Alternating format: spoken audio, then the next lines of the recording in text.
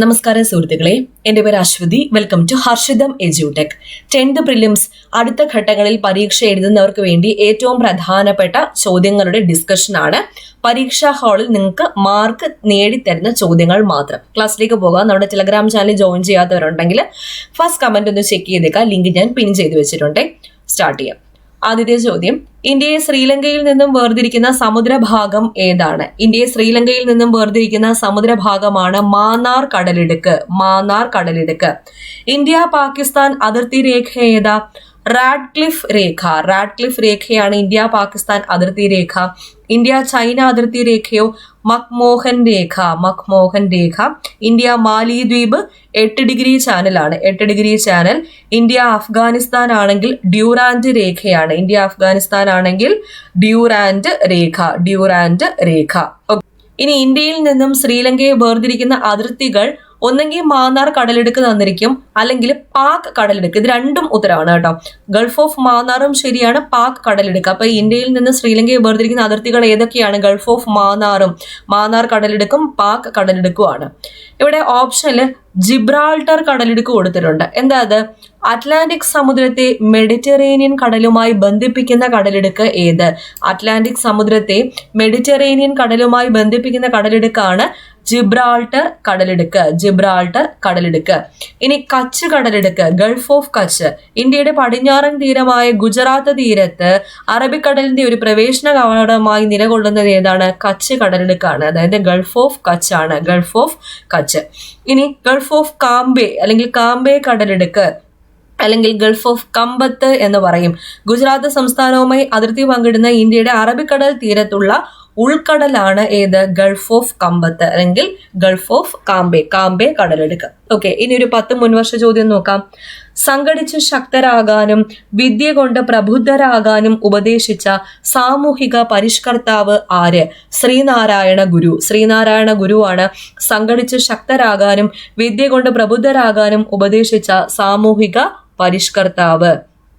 അപ്പോൾ നമ്മുടെ ഹർഷിതം എജ്യൂടെക് ആപ്പിൽ ഇന്നു മുതൽ റിപ്പബ്ലിക് ഡേ ഓഫർ നിങ്ങൾക്ക് ലഭ്യമായിരിക്കും.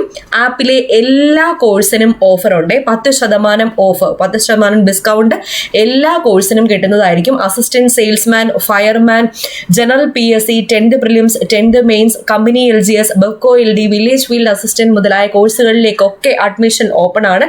അസിസ്റ്റന്റ് സെയിൽസ്മാൻ ഈ വർഷം നടക്കാനിരിക്കുന്ന വളരെ പ്രധാനപ്പെട്ട ഒരു പരീക്ഷയാണ്. വളരെ തുച്ഛമായിട്ടുള്ള ഫീസാണ് അസിസ്റ്റന്റ് സെയിൽസ്മാൻ.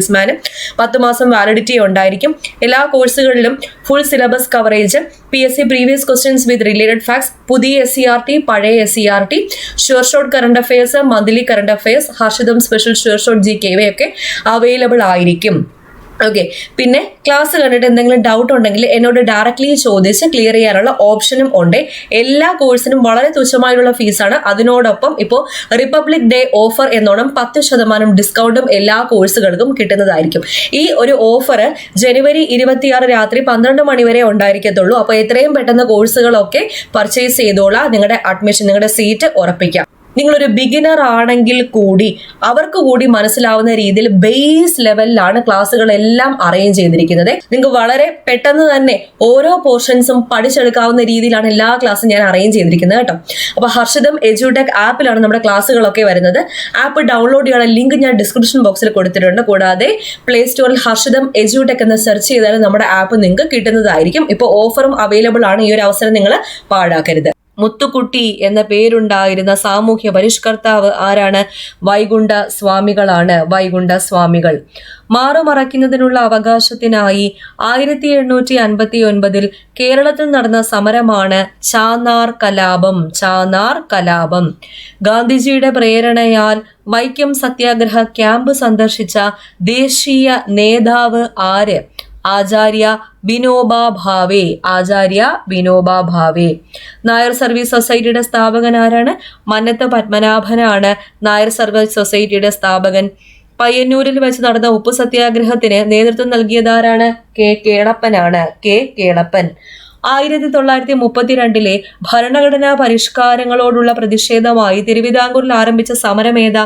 നിവർത്തന പ്രക്ഷോഭം. നിവർത്തന പ്രക്ഷോഭം, അബ്സ്റ്റൻഷൻ മൂവ്മെന്റ് നടന്ന വർഷം 1932. ഇനി 1930 കെ കേളപ്പന്റെ നേതൃത്വത്തിൽ എവിടെ വെച്ചാണ് ഉപ്പ് നിയമം ലംഘിച്ചത്? പയ്യന്നൂരിൽ വെച്ചാണ് ഉപ്പ് നിയമം ലംഘിച്ചത്? പയ്യന്നൂരിൽ വെച്ചാണ് ഉപ്പ് നിയമം ലംഘിച്ചത്. അഖിലത്തിരുട്ട് അമ്മാനെ എന്ന കൃതിയുടെ രചയിതാവ് ആരാണ്? വൈകുണ്ഠ സ്വാമികളാണ്. വൈകുണ്ഠ സ്വാമികൾ. 1925 മഹാത്മാഗാന്ധി തിരുവിതാംകൂർ സന്ദർശിച്ചപ്പോൾ ഭരണാധികാരിയായിരുന്നത് ആര്? സേതു ലക്ഷ്മിഭായി ആണ്. സേതു ലക്ഷ്മിഭായി. അപ്പൊ ഇത്രയും ക്വസ്റ്റ്യൻസ് ഒന്ന് റിവൈസ് ചെയ്താലോ? മുത്തുക്കുട്ടി എന്ന പേരുണ്ടായിരുന്ന സാമൂഹിക പരിഷ്കർത്താവ് ആരാണ്? വൈകുണ്ഠ സ്വാമികൾ. സംഘടിച്ച് ശക്തരാകാനും വിദ്യ കൊണ്ട് പ്രബുദ്ധരാകാനും ഉപദേശിച്ച സാമൂഹിക പരിഷ്കർത്താവാണ് ശ്രീനാരായണ ഗുരു. നായർ സർവീസ് സൊസൈറ്റിയുടെ സ്ഥാപകൻ മന്നത്ത് പത്മനാഭനാണ്. മാറുമറയ്ക്കുന്നതിനുള്ള അവകാശത്തിനായി 1859 കേരളത്തിൽ നടന്ന സമരമാണ് ചാന്നാർ കലാപം. 1930 കെ കേളപ്പന്റെ നേതൃത്വത്തിൽ എവിടെ വെച്ചാണ് ഉപ്പ് നിയമം ലംഘിച്ചത്? പയ്യന്നൂരിൽ വെച്ച്. ഗാന്ധിജിയുടെ പ്രേരണയാൽ വൈക്കം സത്യാഗ്രഹ ക്യാമ്പ് സന്ദർശിച്ച ദേശീയ നേതാവ് ആര്? ആചാര്യ വിനോബ ഭാവെ. ആചാര്യ വിനോബ ഭാവെയാണ്. മുത്തുക്കുട്ടി എന്ന പേരുണ്ടായിരുന്ന സാമൂഹ്യ പരിഷ്കർത്താവ് വൈകുണ്ഠ സ്വാമികൾ. വൈകുണ്ഠ സ്വാമികൾ. 1925 മഹാത്മാഗാന്ധി തിരുവിതാംകൂർ സന്ദർശിച്ചപ്പോൾ ഭരണാധികാരിയായിരുന്നത് സേതു ലക്ഷ്മിഭായി ആണ്. അടുത്ത ചോദ്യം നോക്കാം. ഇന്ത്യയിലെ ദേശീയ ജലപാത 3 ബന്ധിപ്പിക്കുന്ന സ്ഥലങ്ങൾ ഏതെല്ലാം? ദേശീയ ജലപാത 3 കൊല്ലം കോട്ടപ്പുറമാണ്. കൊല്ലം കോട്ടപ്പുറം. വെസ്റ്റ് കോസ്റ്റ് കനാൽ എന്നറിയപ്പെടുന്ന ദേശീയ ജലപാത 3 ഇപ്പൊ എക്സ്റ്റെൻഡ് ചെയ്തിട്ടുണ്ട്. കൊല്ലം മുതൽ കോഴിക്കോട് വരെ ആക്കിയിട്ടുണ്ട്. ദേശീയ ജലപാത 1 ഗംഗാ നദിയിൽ അലഹാബാദ് മുതൽ ഹാൽദിയ വരെ സ്ഥിതി ചെയ്യുന്നു. ദേശീയ ജലപാത 2 ബ്രഹ്മപുത്ര നദിയിൽ സാദിയ മുതൽ ധൂബ്രി വരെ സ്ഥിതി ചെയ്യുന്നു. ദേശീയ ജലപാത 3 കൊല്ലം കോട്ടപ്പുറം കേരളത്തിലാണ് സ്ഥിതി ചെയ്യുന്നത്. ദേശീയ ജലപാത 4 ഗോദാവരി കൃഷ്ണ നദികളുമായി ചേർന്ന് കാക്കിനാട് മുതൽ പുതുശ്ശേരി വരെയുള്ള കനാലാണ് ദേശീയ ജലപാത 4. ദേശീയ ജലപാത 5 പൂർവ്വതീര കനാലുമായി ബന്ധിപ്പിച്ചുള്ള ബ്രഹ്മണി മഹാനദി ഡെൽറ്റ. ബ്രഹ്മണി മഹാനദി ഡെൽറ്റ നദി വ്യവസ്ഥ. ഇനി കൊല്ലം കോട്ടപ്പുറം ദേശീയ ജലപാത 3 നിലവിൽ വന്ന വർഷം ഏതാ? ദേശീയ ജലപാത 3 1993 നിലവിൽ വന്നത്. ഓക്കെ, ഇനി ഒരു 10 ക്വസ്റ്റ്യൻ നോക്കാം. കുമാരനാശാനെ വിപ്ലവത്തിന്റെ കവി എന്ന് വിശേഷിപ്പിച്ചത് ആര്? തായാട്ട് ശങ്കരൻ. തായാട്ട് ശങ്കരനാണ് കുമാരനാശാനെ വിപ്ലവത്തിന്റെ കവി എന്ന് വിശേഷിപ്പിച്ചത്. എന്റെ ജീവിത സ്മരണകൾ ആരുടെ ആത്മകഥയാണ്? മന്നത്ത് പത്മനാഭൻ. മന്നത്ത് പത്മനാഭന്റെ ആത്മകഥയാണ് എന്റെ ജീവിത സ്മരണകൾ. ജാതി വേണ്ട, മതം വേണ്ട, ദൈവം വേണ്ട, മനുഷ്യൻ എന്ന് പറഞ്ഞതാരാണ്? സഹോദരൻ അയ്യപ്പനാണ് ഇപ്രകാരം പറഞ്ഞത്. സഹോദരൻ അയ്യപ്പൻ. പ്രശസ്തമായ വില്ലുവണ്ടി യാത്ര നടത്തിയ കേരളത്തിലെ നവോത്ഥാന നായകനാര്? അയ്യങ്കാളിയാണ്. അയ്യങ്കാളി. 1.25 കോടി മലയാളികൾ ആരെഴുതിയ ഗ്രന്ഥമാണ്? EMS നമ്പൂതിരിപ്പാടിന്റെ ഗ്രന്ഥമാണ് 1.25 കോടി മലയാളികൾ. 1.25 കോടി മലയാളികൾ. അടുത്ത ചോദ്യം. 1921 മലബാർ ലഹള നയിച്ച പണ്ഡിതന്റെ പേരെന്താണ്? ആലി മുസലിയാർ. ആലി മുസലിയാർ. ഭാഷാടിസ്ഥാനത്തിനു വേണ്ടി 1947 തൃശൂരിൽ വെച്ച് നടന്ന ഐക്യ കേരള കൺവെൻഷനിൽ അധ്യക്ഷം വഹിച്ചതാരാണ്? കെ കേളപ്പനാണ്. കെ കേളപ്പൻ. പാലക്കാട് നിന്നുള്ള ഉപ്പ് സത്യാഗ്രഹ സമരത്തിന് നേതൃത്വം നൽകിയതാരാണ്? TR കൃഷ്ണസ്വാമി അയ്യർ. TR കൃഷ്ണസ്വാമി അയ്യരാണ് പാലക്കാട് നിന്നുള്ള ഉപ്പ് സത്യാഗ്രഹ സമരത്തിന് നേതൃത്വം നൽകിയത്. ശ്രീനാരായണ ഗുരുവിന്റെ ജന്മസ്ഥലം ഏതാ? ചെമ്പഴന്തിയാണ് ശ്രീനാരായണ ഗുരുവിന്റെ ജന്മസ്ഥലം. അടുത്ത ചോദ്യം. ചരിത്രപ്രസിദ്ധമായ അരുവിപ്പുറം പ്രതിഷ്ഠ നടന്ന വർഷം ഏതാണ്?